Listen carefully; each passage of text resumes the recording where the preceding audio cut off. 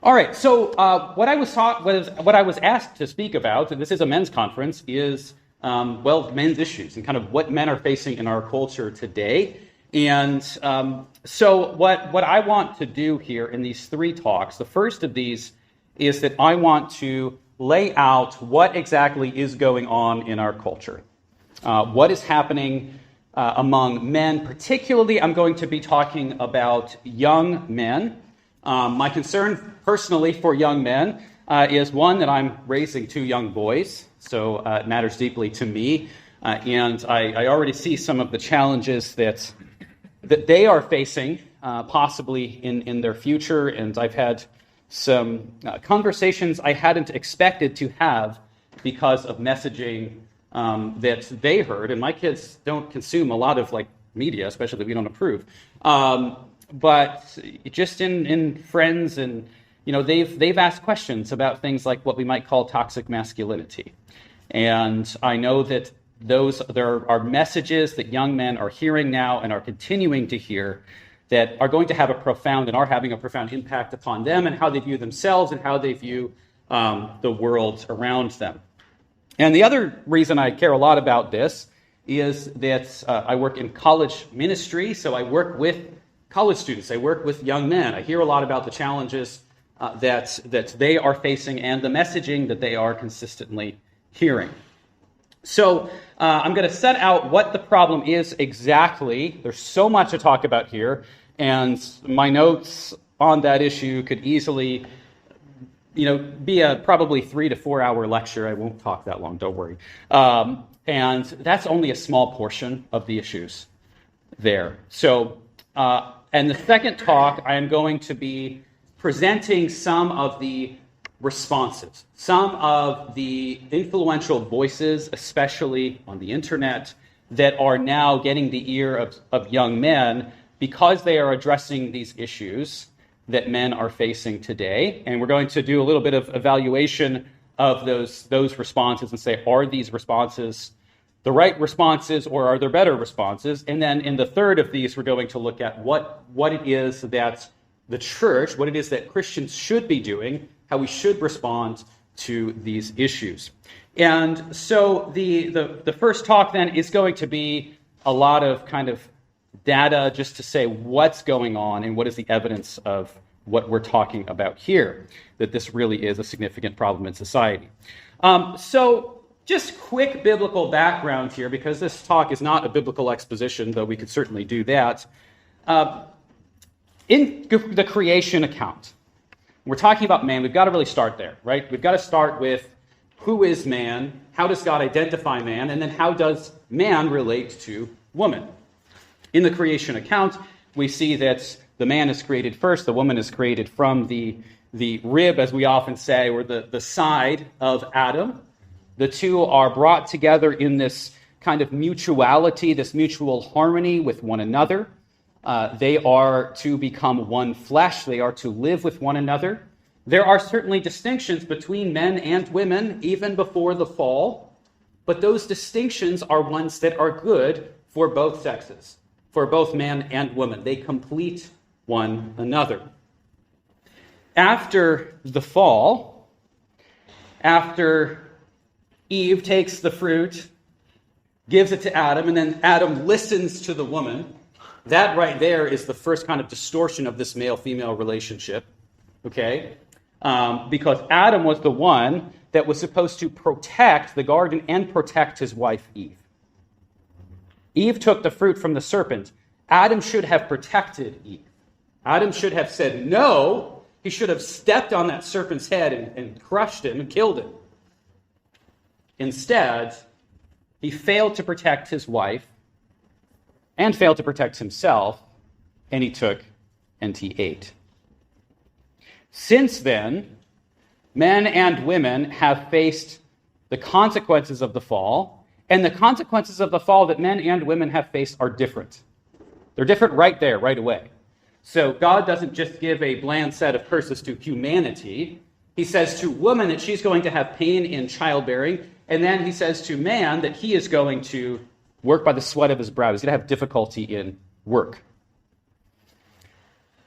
And those two specific things, I think, extend out to all sorts of other areas of life as well. And so in the curse, in the midst of the fall, we have a series of broken relationships. Now, the first and most essential of those is man's relationship with God, meaning humanity there. I'm using man in the fuller sense. So humanity's relationship with God is broken, and that needs to be restored. But then humanity's relationship with one another is broken. And that means man's relationship with woman is broken. And so that is really the root of any issues we're talking about. If we're discussing questions of man and woman and why they don't get along and why, one sex is facing certain things, difficulties in society or in life that the other isn't, it goes back to the brokenness that comes through the fall of man and woman. So those are the, theological roots. That's where all of this distress comes from. Now, this has shown itself in various ways throughout history to both men and women who have faced the consequences of sin, sometimes in very distinct ways.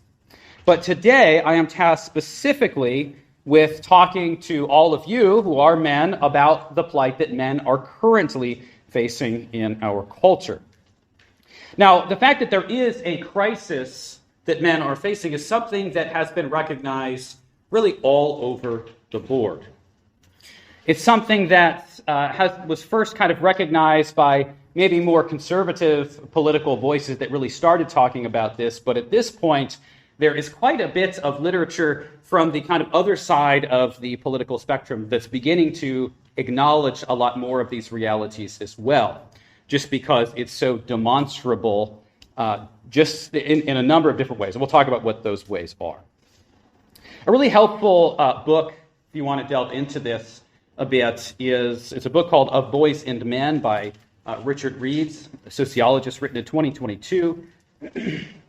And this book lays out the various areas in which men are currently struggling. Reeves has his own proposals as to how to fix these things, and I'm not personally quite sold on all of his solutions, but I do think that but I do appreciate that he's trying to give some solutions, and that's really what we need to be doing. But what I think is most beneficial about that book is really the diagnosis and just the overview of a vast amount of literature that he's drawing on.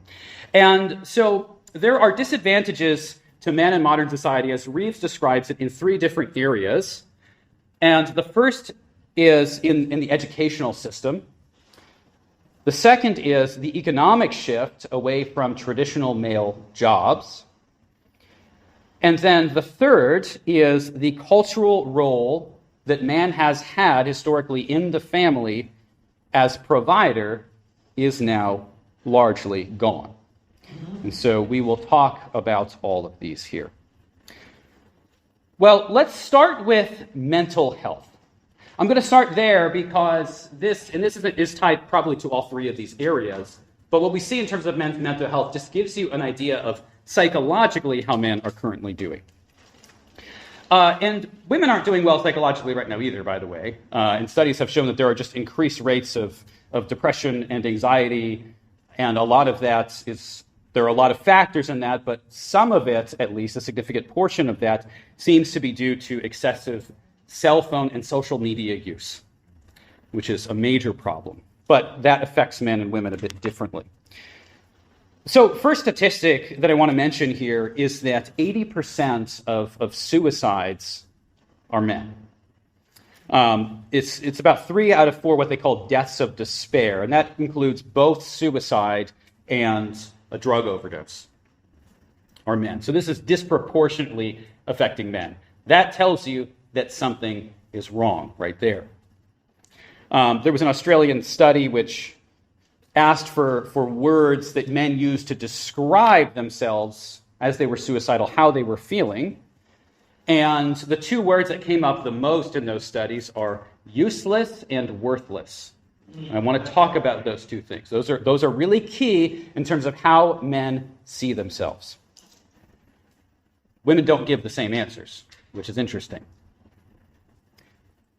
In 1990, only 3% of men said that they had no close friends. In a more recent study, 15% of men have said they have no close friends. That's exponential. I actually was surprised it wasn't higher than that. But the trend seems to be that number continues to increase. Now, I found some statistics here from this is a social justice organization that does polling. And so it's called Equimundo. I thought this was interesting particularly because it is a kind of progressive social justice organization that would generally focus more so on women's issues and issues of particular minority groups, but they released this study on men, which has some really helpful statistics there. And according to this study, about 2/3 of young men they're counting young men as between the ages of 18 and 25, or 23 here. There's a different study that does 18 to 25 for young men that I'll mention in a minute. So 2/3 of young men in that age group agree with the following statement: no one really knows me. 2/3 of men feel like no one really knows them. That's startling. You see how excessive loneliness is clearly apparent in that. 40% of men, according to this study, exhibit some symptoms of depression. Almost half. And this one was really shocking to me. And I had to recheck this. I'm like, am I looking at this data right? But according to this report, 44% of all men across all age groups report thinking of suicide to some degree, or at least having a thought about suicide within the last 2 weeks. Shocking.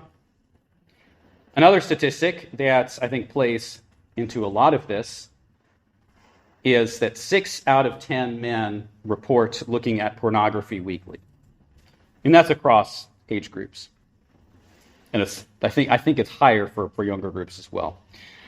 This is from a different study that talks about, and this study is ranging young men from 18 to 25.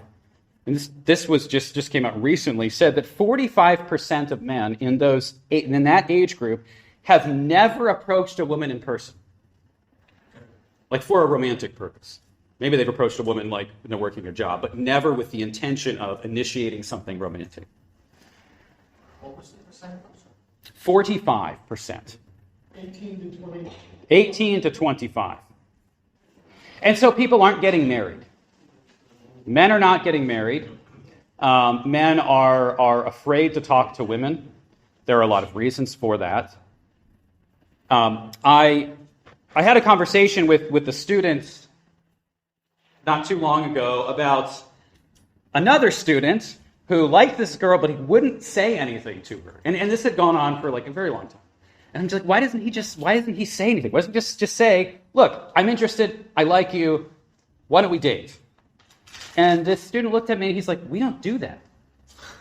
He's like, we just don't do that. That's not how we operate anymore. Which is so unhealthy, but it shows you the unhealthy situation that men and women are finding themselves in relation to one another. That men are afraid to even approach women at all. And this isn't just your kind of really awkward men that don't feel like they want to approach anybody, because neither of these men I'm talking about are awkward at all. But that's just the social situation. Very different from when I was younger. Maybe I was too bold, but I pretty much told my wife immediately. I'm like, hey, I'm interested in you. What do you think? She was like, it just met, Yeah.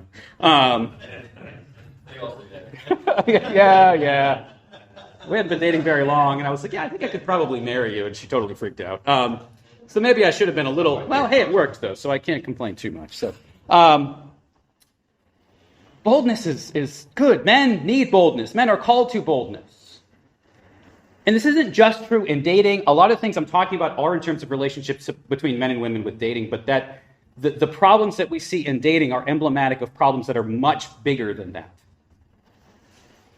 Okay, let's move to the field of education here. So, right now, by every possible metric, men are doing worse than women in education. For every 100 bachelor's degrees that are awarded to women, 74 are being awarded to men. And so we have like totally reversed where society was 100 years ago, where it was almost exclusively men that were pursuing higher education. And now that trend has totally reversed, so that more women are now getting bachelor's degrees. But then that disparity continues to increase between men and women when we go to master's degrees.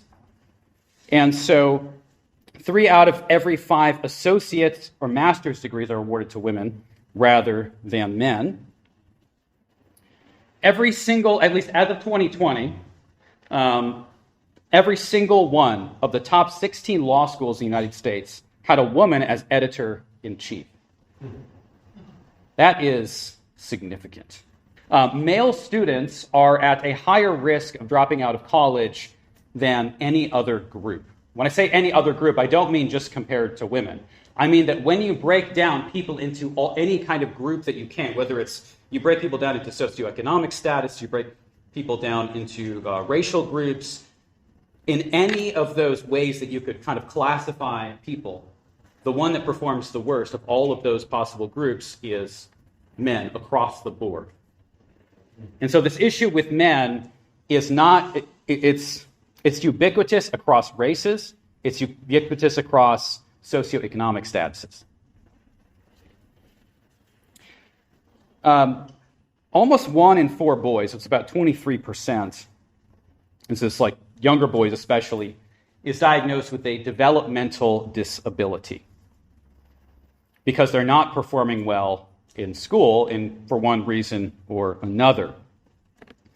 And what Richard Reeves points out here is that, some of that certainly, I don't want to negate the reality of developmental disabilities, but he just says a lot of that has to do with how the brain develops at different ages, because the brain develops differently in boys than it does in girls.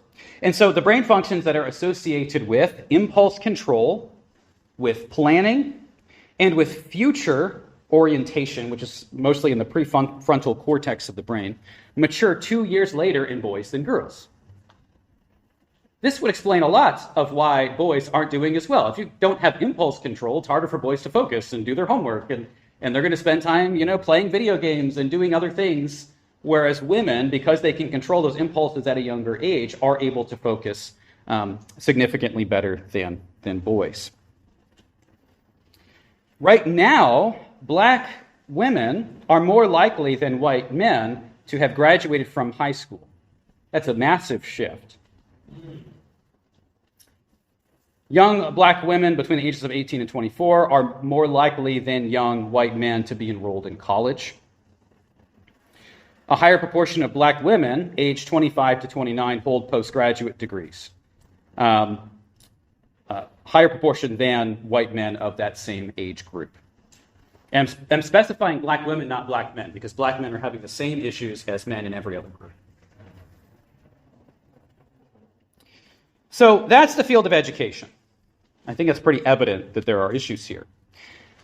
And part of this could be explained, or at least one of the ways that you could maybe look at these statistics and say, well, that's not that bad, because all that means is that maybe women are getting those kinds of jobs where they need a college degree, and a lot of men are doing more kind of blue-collar work where you don't necessarily need a college education.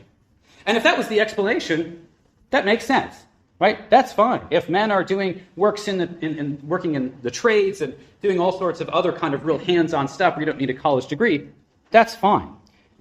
However, as unemployment rates have risen, the biggest fall in employment of any group is in men between the ages of 18 and 34. So that means they're not working. So this isn't just that they're moving from one kind of work to another. It's that they're not working at all. So let's talk a little more about what's going on in the workplace. Right now, 40% of women earn more than the typical man. So men are still making a little bit more than women on average. But that kind of gap there is closing. And there are a lot of reasons for that. Now, the kind of explanation that has been given for many decades now for what they call the wage gap has been, well, that the workplace favors men, and so men are just paid more because they believe women's work isn't as good, or there's some kind of injustice or inequality in the workplace. Now, that may have been the case at one time, and maybe that's the case in certain workplaces, but that does not appear to be the real explanation for the gap that exists. So, earnings for men and women are about equal, almost exactly, on average, until the first child is born. What's the reason why women tend to make less? Is because women devote themselves to motherhood when they have a child. And that's a good thing. Reeves summarizes this when he explores all of the different factors involved in this question, and he says there's certainly very little evidence that women are paid less than men for doing the same work in the same way. So there are a lot of factors that go into why men get paid slightly more. And that has to do with men being willing to work more hours, women prioritizing time with the family and home life more than men, and some of it is simply preference of the kinds of work that women want to do versus the kinds of work that men tend to want to do. A lot of male jobs right now are also being taken by automation. And that's been an issue for a significant period of time, is a lot of traditionally male jobs now are being automated. And so what that means is that as men are not getting as much of an education, now men also don't have the same opportunities for other jobs where you don't need a college degree. And that problem is only going to get worse. There are a lot of fears right now about AI and what that's going to do. As one who has spent a little bit of time messing around with AI, I'm not too hopeful about what AI is actually capable of, but maybe I'm just naive. But there's at least the possibility that that's going to make this problem far worse. Automation-safe occupations tend to be those kinds of occupations that are concerned with personal care. And so you can get a machine to lift something heavy, but you can't get a machine to be inviting, right? Or to be, in AI tries, but doesn't do a very good job. It just comes across as creepy. And I don't think any of us are in a position where we would want human-looking robots taking care of us as nurses or something. So those kinds of jobs that are the jobs that women tend to take because they tend to play on what are women's natural orientations and giftings, those things are safe from automation. So healthcare, personal services, education, especially younger education. Here's another example of this, is that men who are raised poor have a far more difficult time escaping poverty than poor women. And a lot of that is because there are these social systems put in place to help women out of poverty that are women-specific. There aren't as many of those, or at least certainly not as effective organizations that are specifically targeting men. And this is what's happened, is because there are so many organizations that are very specifically geared to helping certain groups, that women tend to be favored by those kinds of organizations, and now we're in a situation where men are facing similar challenges. Not working exactly the same way. Okay, now let's talk about the role in the home. So here is another way that things have shifted. All right. So the male role in the home has changed over the years, and households themselves have changed over the years. So there isn't, when people say the traditional family or the nuclear family, often they're used synonymously, you're really talking about what happens after the Industrial Revolution. You're really talking about kind of the 1950s ideal home life. And traditional family is pretty different before the Industrial Revolution, because traditional family doesn't just mean a mother and a father at home with 3 kids and a dog in the suburbs. Traditional family tends to mean extended family all lives together, and they all help one another, and communities or towns really function more like cohesive units than they do just kind of places where individual separated families live. That happens through the Industrial Revolution and the rise of the suburbs, and there are all sorts of other reasons for that. But when you look at whether you're talking traditional families kind of before the Industrial Revolution, or you're talking about the general expected structure of the family in the 1950s, what is clear is that there are clearly delineated roles for men and women. So everybody kind of knows what the roles, right, what they're doing. And that means that both sides feel necessary, because the whole thing is not going to work if you don't have both men and women doing their jobs.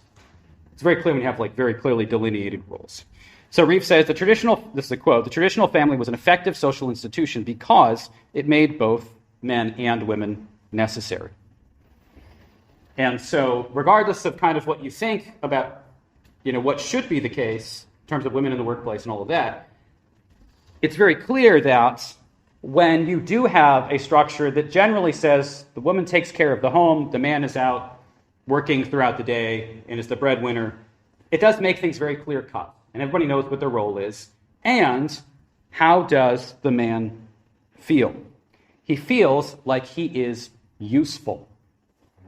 Remember that term that I used? I said that men described themselves, who were suicidal, described themselves as feeling useless.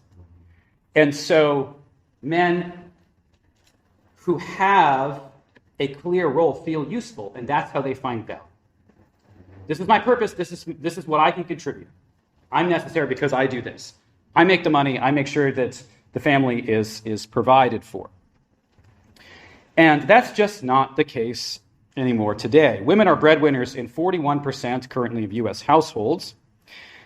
In half of the families where both parents are working full-time, which is a lot of families today, and I would say within my age bracket, it's probably the majority of families. I don't know the statistics on that, but at least in terms of my own personal experience, it seems to be the majority of families at this point. In those families, mothers earn as much or more than fathers. And there also are higher divorce rates in households where the woman makes more than the man. There are various explanations for that, but that statistic is clear. Husbands that are without jobs are at far higher risk of divorce than in the past. When we're talking about divorce, twice as many divorces are initiated by women than men. Now, I do want to clarify, though, because that statistic is thrown around a lot, and it's an important statistic. That's not the full picture, because it doesn't get at the issue of who's actually the one that is more likely to do the paperwork to file divorce papers, because men are more likely to just leave it and not do anything about it. So that factor does play into it as well. So the number, there may be a little more of an explanation to it than just that, but more women are initiating divorces than men. And I can tell you, just personal experience, that of friends that I've seen who got married, in their 20s, who are now in their, late 30s, early 40s, the majority of divorces that I have seen of my own male friends are divorces where the woman leaves the man and the man was not unfaithful in any way. It's just extremely common. And the other guys that I talk to around my age say exactly the same thing. Unmarried men have worse health than married men. They have higher unemployment rates. They have weaker social networks. And so there are impacts of men not being married that are significantly negative. Fewer than 1 in 5 American adults today think that marriage is essential to living a fulfilling life. And so there is a devaluing of marriage generally within society. And there are some studies more recently, especially with the younger generation, like the Zoomers, that have shown that men are more likely to want to get married or to cite that as something that they want in life and have children, actually, in some cases at least, than women. So there's a big shift there. There are also major political divisions between men and women today that studies are continuing to show that, and I hear this talking to both men and women, this issue, but studies are continuing to show that men are becoming increasingly more conservative. That also is true across races and socioeconomic statuses, by the way. And that women are increasingly becoming more liberal, which is also true across all of those different demographics. So we can talk about the reasons for that, but the reason I even point that out is just to say that's an evidence of the gap that we're continuing to see between men and women that's causing a lot of issues, because a lot of men and women don't actually now agree on a lot of their values or how they view society or how they view all sorts of things, which is making communication very hard. It's not the only factor in it, but it's an important one. So more men than women say that being married is very important to them. That's 58% in one study versus 47% of women say the same, which is kind of the exact reversal of what was the stereotype, at least in the past, which is like the woman wants to get married and the guy's just kind of like, I don't know, dragging his feet. Marriage rates of men from the ages of 40 to 44 with a high school education or less has dropped by more than 20 percentage points in the last 40 years. Another statistic in terms of divorces is that among college-educated women, those divorce rates, women versus men, increased to 90%. And so 90% of divorces among in a household where both are college educated. I believe the statistic is both are college educated. 90% of those divorces are initiated by the woman, only 10% by the man. Now, along with that, though, again, to put a little bit of important context here, which is sometimes missing when these statistics are cited, those couples where both parties are college educated tend to have far lower divorce rates in general. But when far lower divorce rates, yeah. So if both are college educated, and this is strange how all this stuff kind of the statistics work here, but if both parties are college educated and the man makes even a little bit more than the woman, and she's not the primary breadwinner, the divorce rate is very low. But if they do get divorced, most likely the woman has initiated. So there is, or was, and there still is in many ways, but a perception, especially in the 1970s, this is during kind of the rise of what we call second wave feminism. And there was an expectation during this time that studies, whether psychologically or otherwise, were going to demonstrate that differences between men and women were primarily social. They were primarily caused by changes in society rather than being something that is deeply biological. And so there's a book that explains all of this. There are a number of publications at this time, but just as one example of a book promoting that perspective, The Psychology of Sex Differences in 1974 by Eleanor Maccabee and Carol Jacklin, which essentially makes the argument that the differences between men and women are largely the product of stereotyping. Culture has kind of determined that men and women are distinct in these particular ways, and that has influenced how we've raised boys and girls, and that's the explanation, the primary explanation of these differences.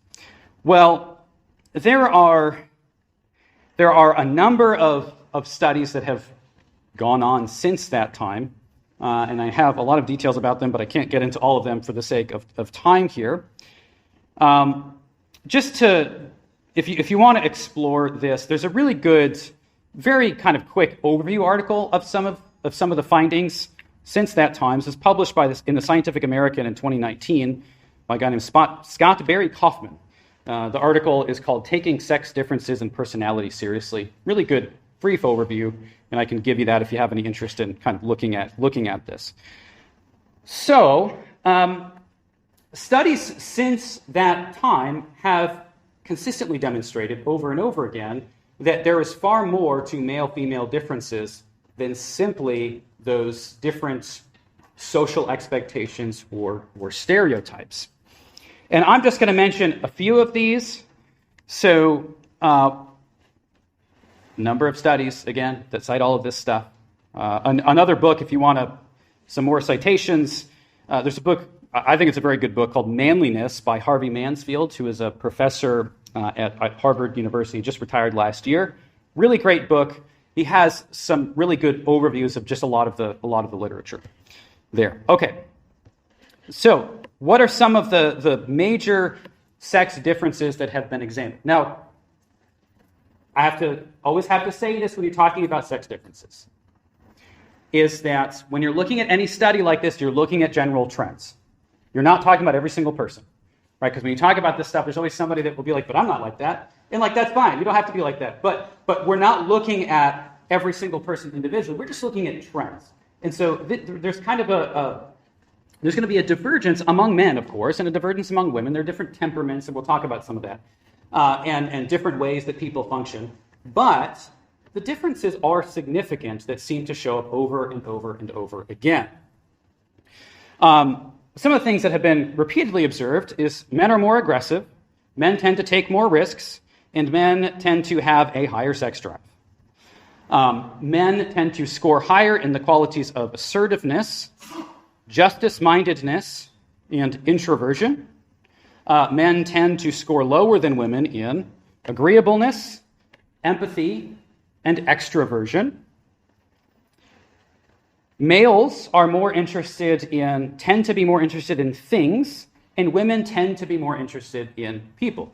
So evidence of this that's often been cited is that when you look at children, and we're talking like children even prior to them being able to form sentences, and if you examine their eye movements and what they gravitate toward, the boys tend to look at objects or things, and the young girls tend to look at people's faces much more. And so that's even prior to the forming of various kind of stereotypes, as you might call them, in society. This is a really interesting illustration or test that shows this. It's something called the water level test. Have we heard this before? And so this is something that has been done repeatedly, and you could theoretically just do it yourself as well, and you'll probably come up with the same results. And that is that if you have a glass that is half full of water, and if you ask a group of boys and girls, so we're talking, maybe young teenage years, a little younger, if you ask them, what's going to happen to the water when I flip this cup to the side? What direction does the water go? The initial instinct of girls tends to be, well, the water flips sideways with the cup. And this has actually even been shown with younger women, even at the age of 18, where they have that initial thought and they have to say, oh, wait, no, the water level stays the same. But boys tend to say, well, the water stays the same, right? The level of the water is the same. The cup turns and the water does not. Interesting, the way that this has been, again, pretty universally demonstrated. What does that mean? Why that difference? Well, the way that that's usually explained or often explained is to say that women tend to think contextually and men tend to think abstractly. In other words, even as a boy, men tend to think of the water as a separate object from the cup, and women tend to think of the water and the cup together and how they relate to each other. Which is why men can often sit and debate ideas and often, I've talked about this with my wife, just in terms of how men and women, when they're in groups talking to one another, is that, I don't, at least with my guy friends, I've been able to like go back and forth pretty like, sometimes pretty harshly toward one another on something we disagree on. But then you don't really take it personally and you kind of hug it out at the end and don't really think about it again. I think women have a harder time doing that. I don't see that same kind of behavior among women, and I think that's the reason for that, is they think of ideas and people and feelings and stuff as connected. Now, I'm not saying that that's worse for women. That's a good thing, and we need that. That's the balancing each other out. Who doesn't, like, I need this from my wife sometimes, is you gotta be careful about how you say that. You might, like, offend somebody, or, like, think about, like, the context that you're in while you're saying that. I'm like, oh yeah, Like, that's, come on, how many guys have that experience? Do you all have that experience? Oh, yeah, absolutely. Like, at times, right? Like, everybody has that experience. It's necessary.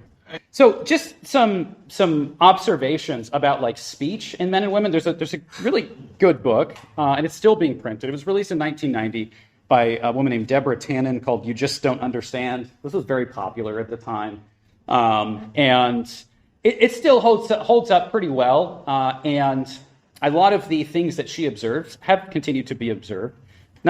She does more than just give observations. She gives her own ideas about things as well. But in that book, she lists some of the ways that observations of male and female speech patterns are differentiated. And so when like examining the way that men and women speak, it was noted that women use intonation more often. They tend to end things with a lot of questions. And women tend to have more specialized words for various things. Colors. Don't you know this? Like, women use words for colors that we don't. They tend to be, for whatever reason, more attuned to different shades of colors. Something I thought was really interesting was that when you get a group of men and women that both cook on a regular basis, women tend to have way more precise words for cooking than men do. Even those who have like the same interest. Men tend in conversation to make far more jokes than women do. They use coarser language than women do. Probably not a positive thing, but that is the case. Tannen, when looking at the data here, says that, in summarizing that, says men tend to want independence, women tend to want intimacy. Men tend to speak in assertions, and men tend to speak in private in the same way that they speak in public. But women don't do that nearly as much. And so men have, if you examine speech patterns of a man when he's not speaking or when he's public speaking, you're going to see very similar patterns of speech. If you look at a woman doing the same thing, they tend to be very different, the way that she speaks in private versus the way that she speaks in public, in a speaking engagement. And the way that she sees this is that women tend to try to think contextually, as he said, right? They're thinking about, how can I communicate in a way that is going to personally connect with the person I'm speaking to? Men just say things. We don't think about that as much. We just say things, right? We just say what we think about something or whatever it might be. Men tend to be far more hierarchical in the way that they think and in the way that they function. Now, men being hierarchical means two things. One is that men like to climb ladders hierarchically, and that's the competitiveness of men. We like to compete, and we want to win when we compete. And also that men are the ones that tend to often want to fight against hierarchy. So it can kind of work in both ways.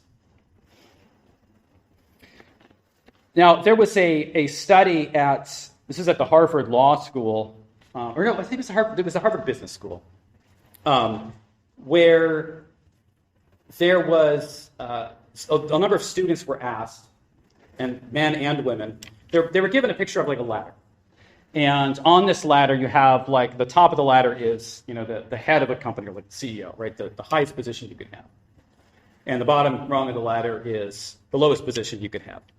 And the students were asked, where would you want to be on that ladder? Like ideally, what would be your ideal? Almost every single man was like top rung of the ladder. Women actually tended to say somewhere in the middle. So they're not necessarily as interested in kind of climbing that hierarchical ladder in the same way that men are. And what's interesting is that's Harvard. So those are going to be like the most ambitious people. A couple other real quick things, then I'll end here. So some of these differences have been explained as just due to inequalities, right? Or just due to stereotypes, or just due to the difference in opportunities that are presented to men, versus women, that lead to men acting differently, men, say, taking different jobs or choosing different paths in life than women. But in countries where the kind of conditions for gender equality are, say, the highest, where there are the most kind of incentives or programs to get women into fields that are traditionally male fields, and we're talking here about, Finland and Norway specifically, those differences in choosing professions between men and women didn't really, the difference didn't decrease with those programs. They actually ended up increasing. Which tells us that there's something more to these things than just social differences or social differences in social expectations. Okay, well, that's a lot. I have even more, but I'm not going to go through any more.